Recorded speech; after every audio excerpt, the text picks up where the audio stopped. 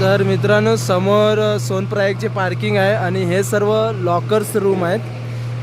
इथं तुम्ही तुमच्या बॅगा वगैरे ठेवून वरती गौरीकुंडसाठी जाऊ शकता. हे डायरेक्ट हरिद्वारवरनं बस वगैरे येतात आणि इकडं हॉटेल्स वगैरे आहेत.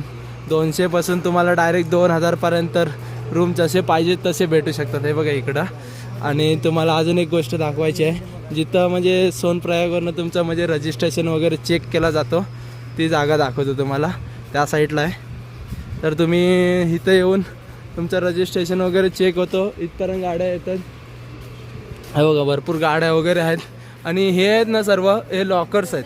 ह्याच्यामध्ये तुम्ही 48 तासासाठी 100 रुपये देऊन बॅगा वगैरे ठेवू शकता. तुमच्याकडे जर जास्त बॅगा असतील किंवा कमी वजनामध्ये जायचं असेल तर तुम्ही इथं ठेवू शकता. आणि इथं तुमची चेकिंग वगैरे होईल. आणि पुढं गौरीकुंडसाठी रस्ता चालला आहे. हे ट्रॅव्हल्स वगैरे आहेत इकडं सर्व. आणि असा काय रस्ता आहे. पुढं तर काय आपण जाणार नाही, इथूनच मागे जाऊ. बघा सोनप्रयाग हे सर्व हॉटेल्स आहेत.